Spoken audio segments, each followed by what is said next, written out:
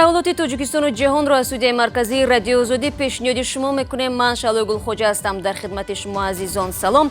نخست مرور خواهیم داشت با سرخط موضوع برنامه امروز 17 دکامبر.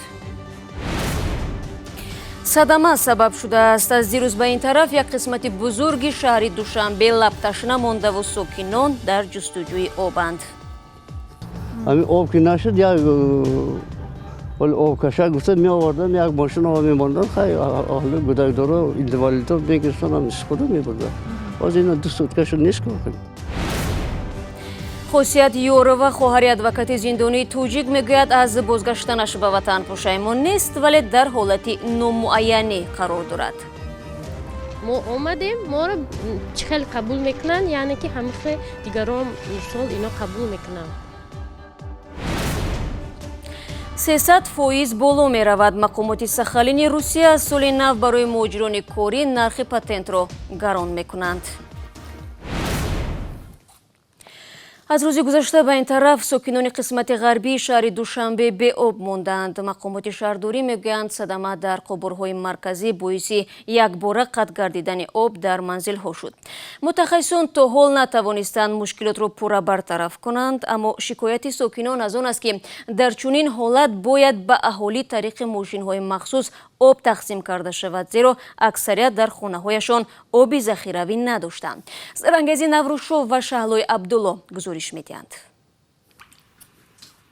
беш аз як шабона рӯз аст ки Дилноза бо оби харида ва захира кардааш зарф мешӯяд. ӯ дар ошёнаи нуҳум зиндагӣ дорад ва якбора қатъ шудани об дар манзилаш нақшаҳои ӯро ба ҳам задааст. мехостам ки ҷони худро шӯям, либосҳоям рошам, вале ҳатто барои дастшӯӣ об ҳам набуд.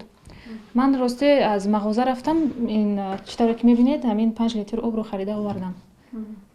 унҷа ҳам об дигар набуд, ҳамин охирон ба қутии об буд ки ман онро харида овардам.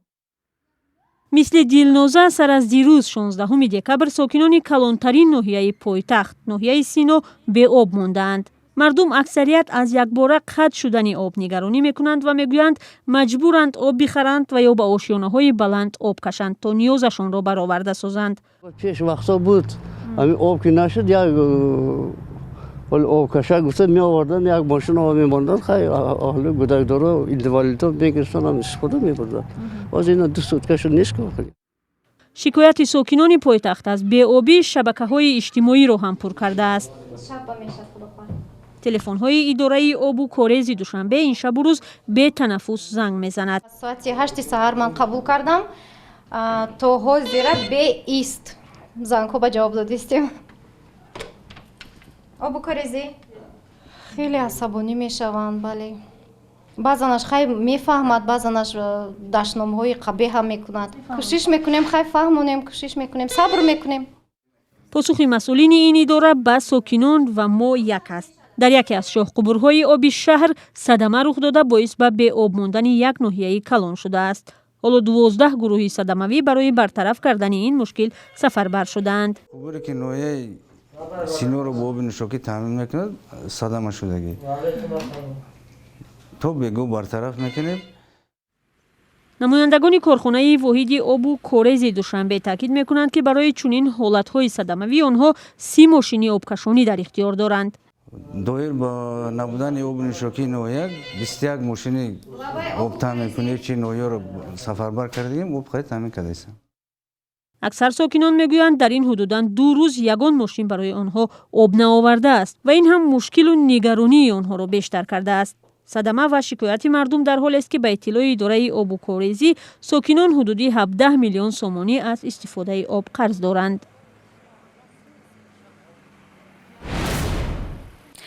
خواهر بزرگمیر یورف ادوکات زندانی توجیک میگوید بعد بازگشتش به وطن مقامات به سراغش نآمدند. وضعی که به گفته خاصیت یورف برایش غیر منتظره است. آخر هفته گذشته با اهل عائله‌اش از آلمان به تاجیکستان آمد. قبلا خاصیت یورف ادعا داشت که در وطن برای فعالیت‌های سیاسی نسبتش پرونده جنایتی باز کردند. همکاران ما با او در دوشنبه صحبت داشتند. خاصیت یورف از بازگشت خود پشیمان نیست.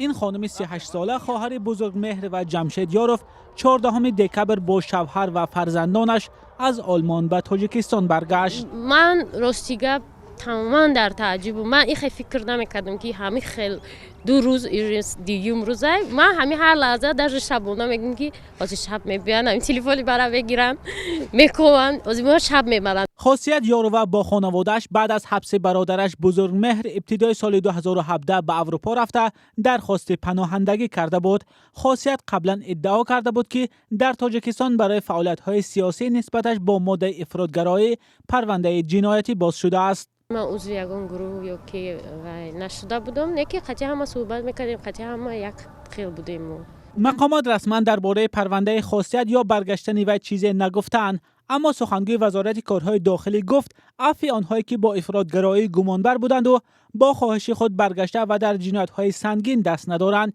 ادامه دارد. یاروا میگوید بازگشتش به خاطر نگاهبینی مادر پیرش بوده است. سر و صدا درباره با مقامات قبلا موافقه شدن سفرش را رد میکند.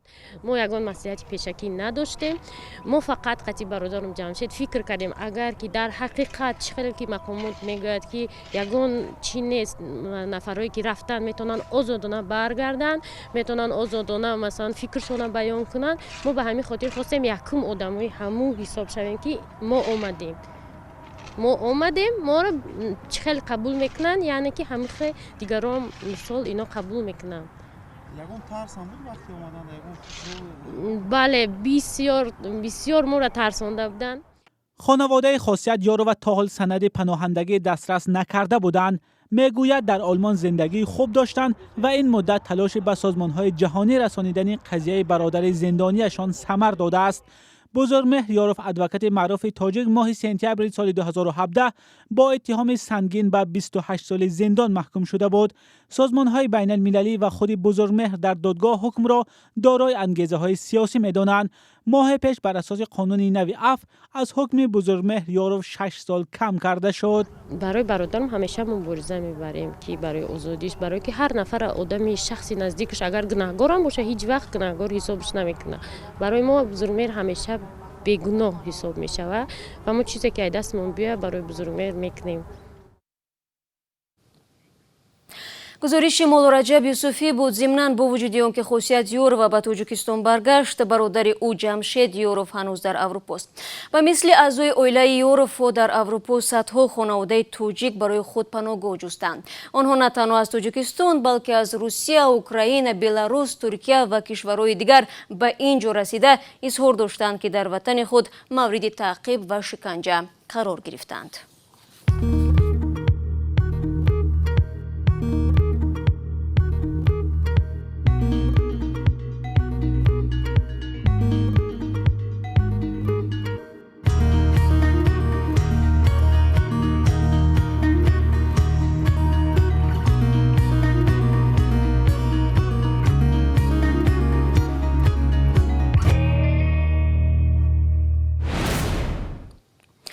شروع از سال نو در ولایت ساخالین منطقه دوردستی روسیه نرخ پاتنت 300% بالا می رود. به همین ترتیب مهاجران از 1 январ پاتنت را با نرخ 6287 روبل خریداری خواهند کرد.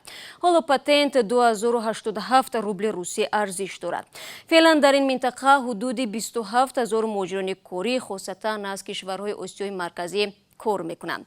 حدود 10,000 نفر از مهاجران توسط پاتنت فعالیت داشتند. منطقه مذکور شرایط نچندان خوبی اقلیمی دارد و مهاجران تاجیک بنابر نسبتاً ارزانتر بودن نرخ پاتنت در آنجا کار را انتخاب میکردند. ضمن سال 2020 در دیگر نقاط روسیه نیز بالا رفتن نرخ پاتنت در نظر است. از جمله در مسکو و ولایت آن قیمت پاتنت 5350، در سنت پتربورگ 4000 و در ولایت سوردلوفسک 5400 روبل روسی می شود. رو می‌آوریم به موضوع دیگر. گنرال پرویز مشرف پرزیدنت و فرمانده پیشین ارتش پاکستان روز 17 دکبر غایبانه از سوی دادگاه در اسلام آباد به قتل محکوم شد. او را به خیانت و سرکشی از قانون اساسی گناهکار کردند. روز 17 دکبر سابق رهبر نظامی پاکستان پرویز مشرف با جرم متوقف نمودن عمل کنستیتوسیای این کشور که 12 سال پیش به وقوع پیوسته بود به اعدام محکوم شد. دادگاه مخصوص شهر اسلام آباد اعلان کرد که 2 دادرس به طرفداری و 1 مخالف این حکم آواز دادند. парвиз мушарраф дар моҳи октябри соли 1999 дар натиҷаи як табаддулот ҳукумати нахуствазир Навоз Шарифро сарнагун кард ва аз соли 2001 то 2008 раиси ҷумҳурии Покистон буд. Феълан Мушаррафи 76 сола дар Дубай муолиҷа мешавад. додгоҳ соли 2016 ба ӯ иҷоза дод ки барои муолиҷа ба хориҷ сафар кунад. Парвиз Мушарраф нахустин ҳокими низомии Покистон аст ки муҳокима ва маҳкум мешавад. Покистон бо Имороти Муттаҳидаи Араб созиши истирдод имзо накардааст. агар Мушарраф ба Покистон баргардад, ӯ имкон хоҳад дошт ки бозбинии ҳукми эъдомашро талаб кунад. барои бунёди раҳнамо як навраси 16-солаи тоҷик ширкат дар озмуни дӯстдорони китоб пирӯзӣ ва 50,000 сомонӣ ҷоиза овард.